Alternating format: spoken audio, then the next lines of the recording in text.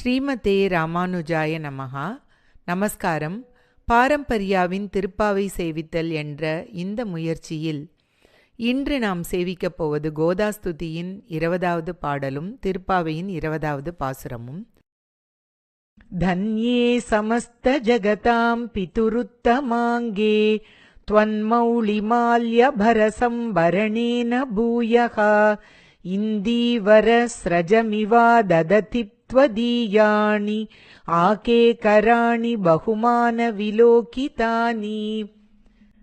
இந்த மாலை சூடிய மாலை பார்ப்பதும் மற்றோர் மாலை என்று இதற்கு ஒரு ஹெட்டிங்கே கொடுக்கலாம். அது மாதிரி இருக்கு இந்த பாட்டு. இதனுடைய விளக்கத்தை பார்க்கலாம். ஹே கோதே பிராட்டியே, எல்லா உலகுக்கும் தந்தையாக விளங்கும் உன் நாயகனான எம்பெருமான் நீ சூடி களைந்த மாலையை தன் திருமுடியில் சூடிக்கொள்கிறான். அத ஒரு பாக்கியமாவே அவன் கருதுகிறான்.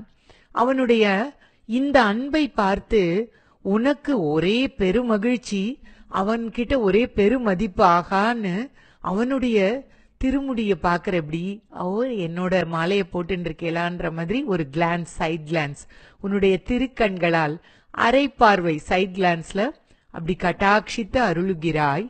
அந்த அரைக்கண் நோக்குகள் அவனுடைய திருமுடியில் படும்போது அது எப்படி இருக்கான்னா, கருணெய்தல் பூக்களால் இன்னொரு ஒரு மாலையே அவனுக்கு திருமுடியில் போட்ட மாதிரியான ஒரு காட்சியை கொடுக்கிறது என்று ரொம்ப ரொம்ப அழகாக இந்த பாதி பார்வை, அதாவது சைட் கிளான்ஸ பத்தி இங்க ரொம்ப அழகாக பேசுகிறார் சுவாமி வேதாந்த தேசிகன். இப்பொழுது நாம் பாசுரத்தை சேவிக்கலாம்.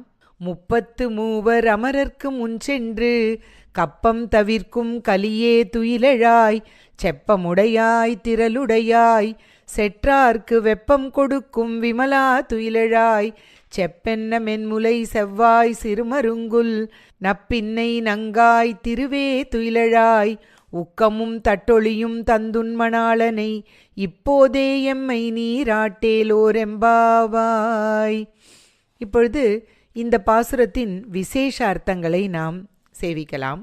இந்த பாசுரத்தில் பெருமானும் பிராட்டியும் அடியாருக்கு அருள் செய்ய காத்து கிடக்கிறார்கள். நாம் செய்ய வேண்டியதெல்லாம் அவர்களை பணிந்து சரணாகதி செய்வதே என்னும் ஸ்ரீ வைஷ்ணவ சித்தாந்தத்தை ஆண்டாள் இங்கு விளக்குகிறாள். இந்த இடத்துல இன்னொரு ஒன்றும் இதில் சொல்கிறா.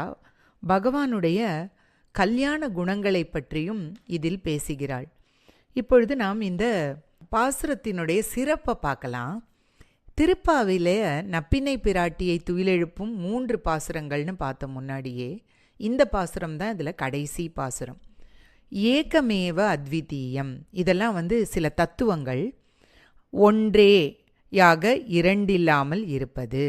தத்துவமசி, நீ அதுவாக இருக்கிறாய். அகம் பிரம்மாஸ்மி, நானே பிரம்மம். இப்படி சொல்லும் பிரம்மத்தின் குணங்களை போன இதில் என்ன சொன்னா, அது தத்துவம் அன்று என்று உணர்த்தும் வகையில் 19ஆம் பாசுரத்தில் நப்பினை பிராட்டியிடம் பிரார்த்தித்த ஆண்டாள் இந்த பாசுரத்தில் பகவானும் பிராட்டியும் திவ்ய மிதுனமாக இரட்டையாகவே இணை பிரியாமல் இருக்கிறார்கள். அதே போல வேதம் பகவானின் அனந்தமயமான கல்யாண குணங்களை சொல்கிறது என்று இந்த கல்யாண குணங்களை பற்றி இதில் உணர்த்துகிறாள்.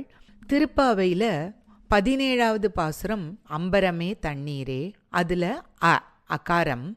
18வது உந்து மதக்களிற்றன், அதில் உகாரம். அதற்கு பிறகு 19 பார்த்தீங்கன்னா குத்து விளக்கெரிய கால இருக்கு, அதை விட்டுடலாம். இப்போ 20 பார்த்தால் மகாரத்திலும் தொடங்குகிறது. இடையில் தாயார் ரட்சிப்பதை காட்டும் பாசுரம் 19ஆம் பாசுரம் குத்து விளக்கெரிய என்ற நேற்றைய பாசுரம். இப்போ 17, 18, 20 இந்த 3 பாசுரங்களையும் இணைக்கும் பாசுரம் 19 அப்படி இருக்கு. அப்போ ஆ உ இம் அந்த வேதசாரமான ஓம் என்று பிரணவமாகிறது.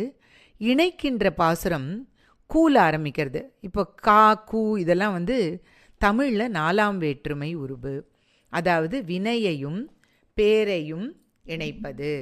இதற்கு இது என வருவதற்குரிய எப்பொருளையும் ஏற்றுக்கொள்ளும் பொருளாக தன்னை ஏற்ற பெயரின் பொருளை வேற்றுமை செய்யும்.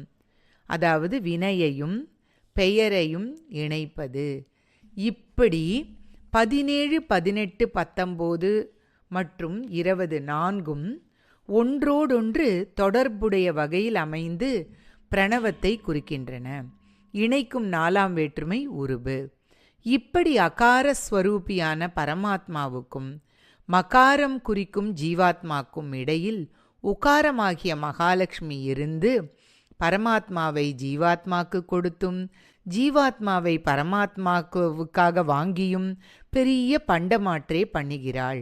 பிராட்டி என்பதையே தத்துவம் இது தகவும் இது என்றபடி இப்படி அர்த்த பஞ்சகத்தில் 18, 19, 20 3 பாசுரமும்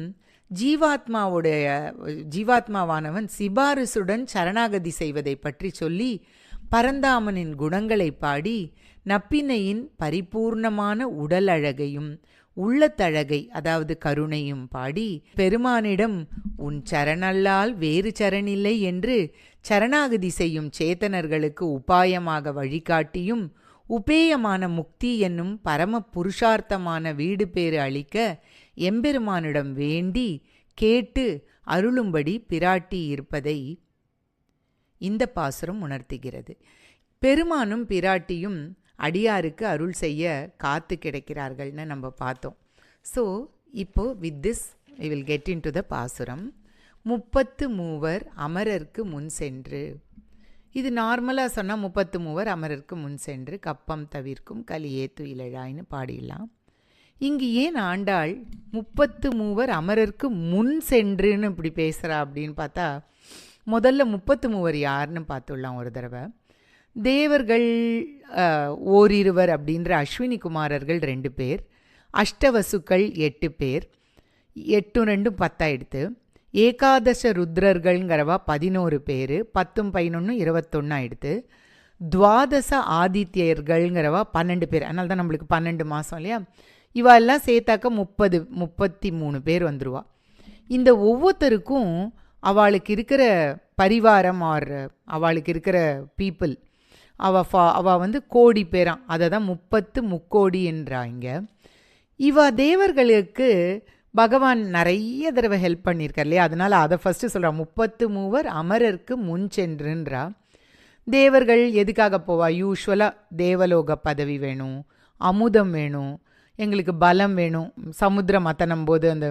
ஆனால் நாங்கள் எதுக்கு வந்திருக்கோம்? உன்னையன்றி எங்களுக்கு வேறு எதுவுமே வேண்டாம், பறை தான் வேணும், உனக்கு கைங்கரியம் பண்ணும்.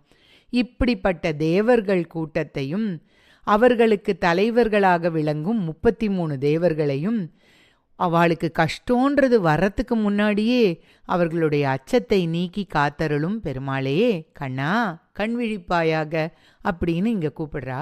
யார் யாரையோ அழைத்து ஒருவரும் வராத போது மானத்துக்கு போராடிய திரௌபதியை சங்கச்சக்கர கதாபாணி துவாரகா நிலையாச்சுத கோவிந்த புண்டரீகாட்ச ரக்ஷமாம் சரணாகதம் என்று கண்ணபிரானை சரண் அடைந்த அக்கணமே அவளுக்கு முன் புடவை சுரந்தது, மானம் காக்கப்பட்டது இல்லையா. இப்படி முன் சென்று கப்பம் தவிர்க்கும் கலியே சௌலபியத்தை சொல்கிறாள் கோதா பிராட்டி.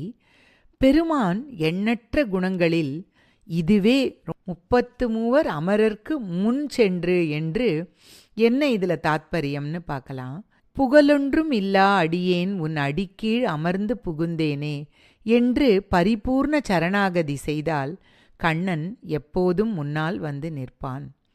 முன் என்பதை இந்த இடத்துலையும் பார்க்கலாம்.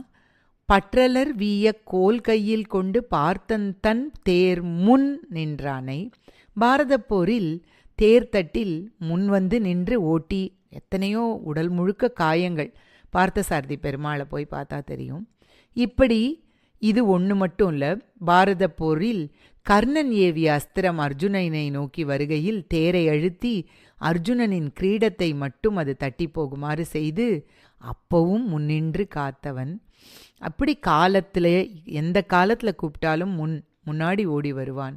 அதே போல் நமக்கு முன்னே நின்று நம்மை காக்கிறவன் என்றபடி இப்படி பக்தர்களுக்கு துன்பம் வரும் முன் சென்று காப்பவன் அன்றோ கோவிந்தா என்று துன்பம் வரும் முன் காத்து அடியார் துயர் துடைக்கும் கோவிந்தனான கண்ணா, நீ எங்களுக்கு அருள் செய்யாமல் இருக்கலாமா என்று இங்க கேட்குறா. அடுத்ததாக கப்பம் தவிர்க்கும் கலியே துயிலெழாய் என்றபடி, கப்பம் அப்படின்னாக்க கம்பனம் என்ற சமஸ்கிருத சொல்லிலிருந்து வந்தது. அது நடுக்கங்க, அச்சத்தை விலக்கி அப்படின்ற இது கப்பம் தவிர்க்கும். கலி அப்படின்னாக்க ஒலின்னு அர்த்தம், சப்தம்னு அர்த்தம், கடல்னு அர்த்தம், ஓசைன்னு அர்த்தம், இத்தனை அர்த்தங்கள் இருக்குது. இந்த இடத்துல ஒலின்னு எடுத்துட்டோன்னா, அதாவது அச்சங்களை விலக்கி அபயமளிக்கும் ஒலி. கலியே துயிலெழாய், எழுந்துக்கோ அப்படின்ற மாதிரி. இந்த இடத்துல இன்னொரு விதமாகவும் இதை பொருள் கொள்ளலாம். அதாவது ஒலி என்பதை நாமம், சப்தம், நாமம்னு வச்சுண்டா பகவானை காட்டிலும் நாமமானது மேலானது அப்படிங்கிறத இங்கே சொல்லலாம். இங்கு சப்த ரூபத்தில் பகவானுடைய திருநாமத்தை கூறுகிறாள். பகவானின் திருநாமங்களுக்கு அத்தனை சக்தி, நேமியை விட நாமமே உயர்ந்தது என்பதையே இங்கு சொல்கிறாள். எம்பெருமானுடைய நினைப்பு, அதாவது பகவானுடைய நாமத்தை சொல்லின்னு இருக்கிற அது ஒன்று தான் அழியாத செல்வம். அதுவே சம்பத்துன்னு சொல்கிறோம். அதாவது மற்ற நம்ம இங்கே வீடு வாசல் இதெல்லாம் என்னன்னு சொல்லுவோம், சொத்துன்னு சொல்லுவோம். ஆனால் சம்பத்து என்பது அவனுடைய அந்த அழியாத செல்வமான அவனுடைய நினைப்பு, அது நீங்காமல் இருந்து கொண்டே இருக்க வேண்டும். அதனால தான் ஆண்டாள் அதை நீங்காத செல்வம், திருத்தக்க செல்வம் அப்படின்னு சொல்கிறா. வாயில் உண்டே நமோ நாராயணா என்று ஓவாது உரைக்கும் உரையுண்டே என்றபடி, மரண காலத்திலும் ஸ்ரீமன் நாராயணனை பற்றி ஒரு நொடி நினைப்பே போதுமானது. அது எங்கேயாவது மறந்துடக்கூடாதே அப்படின்னு நம்ம ஏய்ப்பு என்னை நலியும் போது அங்கேதும் நான் உன்னை நினைக்க மாட்டேன், அப்போதைக்கு இப்போதே சொல்லி வைத்தேன் அப்படின்னு இந்த இடத்துல நாராயண நாமத்தை சொல்கிறா. இதையே பகவான் பகவத்கீதையில் கூட அந்த காலேச்ச மாம் ஏவ ஸ்மரன் முக்தியா கலேவரம் எப்ரயாதி சமத்பாவம் யானி நாஸ்தியத்ர சம்சயா என்று இப்படியாக இந்த நாராயண நாமமே துயிலெழாய், கோவிந்த நாமமே துயிலெழாய் என்றபடி, அதாவது கப்பம் தவிர்க்கும் கலியே துயிலெழாய், எழுந்து கொள் என்றபடி. அடுத்ததாக செப்பம் உடையாய் திரளுடையாய். செப்பம் அப்படின்னா நேர்மை, நேர்மை உடையாய். என்ன நேர்மை அப்படின்னாக்க, இதை நம்ம 9வது அத்தியாயம் 29வது ஸ்லோகத்தில் பார்க்கிறோம். சமோகம் சர்வபூதேஷு நமே துவேஷ்யோஸ்தி ந பிரியஹா ஏ பஜந்தி துமாம் பக்தியா மயிதே தேஷு சாப்பியகம் அப்படின்றார். அப்போது எல்லா உயிர்களிலும் நான் சமமாக தான் இருக்கேன் அர்ஜுனா. எனக்கு இவா வேண்டியவா அவா வேண்டாதவா எனக்கு கிடையாது. எவர்கள் பக்தியுடன் என்னை வழிபடுகிறார்களோ அவர்கள் என்னிடமும் நான் அவர்களிடமும் இருக்கிறேன். ரொம்ப கிளியராக சொல்கிறார். அப்போது யாருக்கோ மட்டும் பார்ஷியாலிட்டி ஒன்றுமே கிடையாது பகவானுக்கு. அப்படி ஒரு நேர்மை உடையாய், எளிமை, கருணை, தைரியம், இனிமை இதெல்லாம் சேர்ந்ததை தான் இங்கே சொல்கிறார். அடுத்தது திரள் உடையாய். திரள் உடையாய் என்பது சாமர்த்தியம் உடையவன், விரோதிகள் அறிய முடியாதபடியான சாமர்த்தியம் உடையவன். இதுக்கு வேதங்கள்லாமே சொல்கிறது அணோர் அணியான் மகத்தோர் மகியான் அப்படின்னு சொல்கிறான். அதாவது அணுவிற்கும் அதுக்கும் சின்னவன், மகத்தோர் மகியான். அப்போது சபூமிம் விஸ்வதோ விருத்வா அத்ய திஷ்டத் தசாங்குலம் அப்படிங்கிறது. இந்த சாமர்த்தியம் இது என்னன்னு பார்த்தா, இந்த பிரஜாபதிகள் அவரை அண்டினால் தேவர்களை விட மேலான வாய்வா, இவர் அவளுக்கும் மேலே சில படிகள் மேலே இருப்பாளாம். பிரஜாபதிகளை விட மேலான பிரம்மா அண்டலாமேன்னு பக்கத்தில் போனால் அவருக்கும் மேலே இந்த அத்ய திஷ்ட தசாங்குலம் 10 அடி மேலே தான் இருப்பாராம். அப்போ ஆனால் நம்ம தாழ்ந்த ஜீவர்கள் இருக்கோமே, நம்ம போனால் நம்மளானா ரொம்ப ஈஸியாக சுலபமாக எட்டி பிடிக்கும்படி அவர் அலோவ் பண்ணுவார்.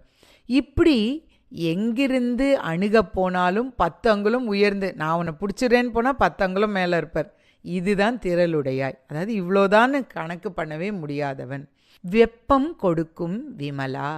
வெப்பம்னாக்க சினத்தினால் தண்டிக்கிறான். யாரை? விரோதிகளை, ஆஷ்ரித விரோதிகளை தன்னுடைய சினத்தினால் தண்டிக்கிறான். வெப்பம்னா பனிஷ்மெண்ட், கொடுக்கும்னா கொடுக்கின்ற. விமலா, அதுக்கு தான் நம்ம பார்க்க போகிறோம். ஆஷ்ரித்தர்களுக்கு, நல்லவாளுக்கு, தன்னுடைய பக்தர்களுக்கு காருண்யத்தால் குளிர்ச்சியில் நனைக்கிறான். இதெல்லாம் ரெண்டும் பண்ணுறானே, அப்போ எப்படி விமலன்? விமலன்றதுக்கு என்னது? அவன் எந்த அப்பழுக்கு அற்றவன் அப்படிங்கிற இடத்த சொல்லறதுக்காக வருது இந்த விமலன்கிற வார்த்தை. இது எப்படி அப்படின்னு பார்த்தா அவரே சொல்லியிருக்கார். இதாவது இந்த பாசுரத்துக்கும் பகவத்கீதைக்கும் நிறைய தொடர்பு சொல்கிறா பெரியவா. அதே மாதிரி நிறைய ஸ்லோகங்கள் இதில் வரும். நமாம் கர்மாணி லிம்பந்தி நமே கர்ம பலே ஸ்பிருஹா இதிமாம் யோ அபிஜானாதி கர்மபிர் நச பத்தியதே. இப்படி எனக்கு நான் எவ்வளவோ செயல்கள் செய்கிறேன், அந்த செயல்களோ இல்லை செயல்கள்லேருந்து வர பலன்களோ என்னை ஒட்டுவதே இல்லை. கர்ம பலனில் எனக்கு அவ்வளோலாம் ஆசை கிடையாது. நான் எதுக்காக வேலை செய்கிறேன் தெரியுமா? நன்மைக்காகவும் மற்றவர்களுக்கு வழிகாட்டுவதற்காகவும் தான் செயல் புரிகிறேன். இப்படிப்பட்டவன் என்று என்னை யார் அறிகிறானோ அவன் கர்மங்களினால் பாதிப்பு அடைவதில்லை என்று கிருஷ்ணர் பகவத்கீதையில் சொல்கிறார். இப்படி இவ்வளோ கல்யாண குணங்கள். ஸோ விமலன். துயிலெழாய் செப்பமுடையாய் திரளுடையாய் செற்றார்க்கு வெப்பம் கொடுக்கும் விமலா துயிலெழாய். அவனுக்கு எதிரி யாருமே இல்லை. அவனுக்கு எதிரி யார் இருக்கா? எல்லாமே இந்த அடியவர்களுக்காக தான். ஹிரண்யகசிப்பு பார்த்தாலும் அந்த அடியவர்களுக்கு, அதாவது பிரகலாதன் கிட்ட இருக்கிற அவனை ஒரு துன்பம் சேர்ந்து அவனுக்கு ஒரு சேலஞ்ச் வந்த போது தான் அவர் வந்தார். இப்படிப்பட்ட ஒரு பகவான். அடுத்தது, செப்பென்ன மென்முலை செவ்வாய் சிறுமருங்குல் நப்பின்னை நங்காய் திருவே துயிலெழாய். இப்படி ஞானம் அண்ட் பக்தி நிரம்பியபடி உள்ளதை தெரிவிக்கும் குடம் போன்ற முலைகளை சொல்லி, செவ்வாய் அப்படின்னு சிகப்பு லிப்ஸு, மங்களமான வார்த்தைகள் நமக்காக பெருமானிடம் பேசி, அவள் புருஷகார பூத்தை இல்லையா, நம்மளுக்கு அவனையே நம்மளுக்கு பண்டமாற்று கொடுக்கறதுக்காக அப்படி பேசி நமக்கு அளிக்கக்கூடியவள். இப்படி அவளுடைய அழகிய தோற்றத்தை சொல்லி அவளுடைய ஆன்மீக குணங்களையே பேசுகிறது. நப்பின்னை நங்காய் திருவே, ரொம்ப அழகாக இருக்கும். நப்பின்னை என்பது நீலாதேவி, நங்காய்னு பூதேவியையும், திருவேன்னு ஸ்ரீதேவியையும், இப்படி எல்லாம் ஒருங்கே இருக்கிறவளே அப்படின்னு சொல்லி திருவுக்கு நிகரான திருவே அப்படின்னு கூப்பிட்டு உக்கமும் தட்டொளியும் தந்து அப்படின்னு கேட்குறா. எங்களுக்கு கொடுங்கோ அப்படின்னு கேட்குறா. என்ன கேட்குறா? ஒரு விசிறி கேட்குறா, கண்ணாடி கேட்குறா. உக்கம் விசிறி, தட்டொளிங்கிறது கண்ணாடி. தந்து உன் மணாளனை இப்போதே எம்மை நீராட்டேலோர் எம்பாவாய். இதான் இந்த விசிறியையும் கண்ணாடி என்னத்துக்காக கேட்குறா அப்படின்னாக்க, கைங்கரியத்துக்காக விசிறியாம். ஆலவட்ட கைங்கரியம் அப்படின்னு பகவானுக்கு, இந்த பெருமானுக்கு விசிறி வீசுவது திரு ஆலவட்டம்னு சொல்லுவா. இதில் முதன்மையாக பண்ணவர் நம்ம ராமானுஜருடைய ஆச்சாரியரான திருக்கச்சி நம்பிகள். அடுத்ததாக தட்டொளிங்கிறது கண்ணாடி. இது ரெண்டுத்தை எதுக்கு கேட்குறா அப்படின்னாக்க, இந்த ஆலவட்ட கைங்கரியத்தினால அவளுக்கு பறை என்கிற சேவை செய்கின்ற ஒரு விஷயமும், அடுத்ததாக கண்ணாடியை வச்சுண்டு தன்னுடைய ஸ்வரூப ஞானம், நான் யார் என்கிற ஸ்வரூப ஞானம் பெறவும், இதை பிராட்டியிடம் கேட்டு இந்த சேவை செய்ய தேவையான ஞானமும் மங்களகரமான குணங்கள்லாம் பெற்று நான் தாசியன் என்று புரிந்து கொள்வதே சுய உணர்தல், ஸ்வரூப ஞானம் என்பதை புரிந்து கொள்வதே அப்படின்னு சொல்லி இதில் ஒரு சமத்காரமாக சொல்வா. உக்கமும் தந்து தட்டொளியும் தந்து உன் மணாளனையும் தந்து. ஆமாம், எல்லாருக்கும் எடுத்து கொடுத்தா என்ன ஆகும் இல்லையா? குறைஞ்சுட்டே வராதா அப்படின்னா, அள்ள அள்ள குறையாத அவன் பூர்ணம், பூர்ணமான பிரம்மம். பூர்ணமத பூர்ணமிதம் பூர்ணாத் பூர்ணமுதட்சியதே பூர்ணஸ்ய பூர்ணமாதாய பூர்ணமேவாவசிஷ்யதே என்றபடி அவன் பூர்ணம். அவனை நீராடேலோர் எம்பாவாய், எங்களுக்கு ஒன்றாக கலக்க வேண்டும். நீராட்டம், நீராட்டம் என்பது பகவானுடன் சேர்ந்து கலந்து அவனுக்கு தாசியம், அதாவது பறை என்கிற சேவை செய்ய வேண்டும் என்று. இந்த நீராட்டம், நீராடேலோர் எம்பாவாய், இதை 7 இடத்துல யூஸ் பண்ணியிருக்கா தாயார். நீராடப் போதுவீர் போதுமினோ நேரிழையீர், நெய்யுண்ணோம் பாலுண்ணோம் நாட்காலே நீராடி, நாங்கள் நம்பாவைக்குச் சாற்றி நீராடினால், மார்கழி நீராடி மகிழ்ந்தேலோர் எம்பாவாய், குள்ளக் குளிரக் குடைந்து நீராடாதே, இப்போதே எம்மை நீராட்டேலோர் எம்பாவாய், மாலே மணிவண்ணா மார்கழி நீராடுவான். இப்படி இந்த ஒன்றாக கலப்பதையே இந்த 7 பாசுரங்களிலும் சொல்லியிருக்கிறாள். இந்த தாயார் அனுக்கிரகம் இல்லாமல் பகவானை அடைய முடியாது என்றும், பிராட்டியின் முன்னிலையில்தான் ஜீவன்களுக்கு முக்தி கிடைக்கும் முடியும் என்பதையும், இப்படி நாங்கள் சொன்னோம், எல்லாம் சொல்கிறோம் உங்ககிட்ட, இதையெல்லாம் நாங்கள் பிரார்த்தித்ததையெல்லாம் தெளிந்து ஆராய்ந்து அருள்வாயாக வேண்டுகிறாள் தாயார் இந்த பாசுரத்தில். இந்த பாசுரம் திருப்பாடகம் என்ற திவ்ய தேசம், காஞ்சிபுரத்தில் உள்ள திருப்பாடகம் என்ற திவ்ய தேசத்தில் உள்ள பாண்டவதூதர் இந்த பெருமானையே மங்களாசாசனம் செய்வதாக பெரியோர் கூறுவர். இந்த பெரிய திருமொழியில் கூட திருமங்கை ஆழ்வாரும், அரவு நீள் கொடியோன் அவையுள் ஆசனத்தை அஞ்சிடாதேயிட, அதற்கு பெரிய மாமேனி அண்டமூடுருவ பெருந்திசை அடங்கிட நிமிர்ந்தோன். இந்த கிருஷ்ணர் பாண்டவ தூதராக இந்த கௌரவர் இந்த துரியோதனுடைய சபைக்கு போன அந்த ஒரு, அதாவது 33 அமரர்க்கு முன் சென்று அப்படிங்கிற அந்த வரிகளை எடுத்துண்டு அதை இதோடு இணைத்து பார்த்து, அதனால் இந்த பாசுரமானது திருப்பாடகம் என்ற திவ்ய தேசத்தையே மங்களாசாசனம் செய்கிறாள் என்று நாம் அறிய முடியும். செற்றார்க்கு வெப்பம் கொடுக்கும் விமலா, அமரர்க்கு முன் சென்று, இதெல்லாமே பாண்டவர்களுக்காக பகவான் எடுத்துட்ட எல்லா விதமான பிரயத்னங்களையும் சொல்லும். அப்படியாக இந்த திருப்பாடகம் என்ற திவ்ய தேசத்தையே இதில் குறிப்பால் உணர்த்தியுள்ளாள் தாயார். ஆண்டாள் திருவடிகளே சரணம். ஆழ்வார் எம்பெருமானார் தேசிகன் திருவடிகளே சரணம். கவிதார்க்கிக சிம்ஹாய கல்யாண குணசாலினே ஸ்ரீமதே வெங்கடேஷாய வேதாந்த குரவே நமஹ. சர்வம் ஸ்ரீகிருஷ்ணார்ப்பணம்.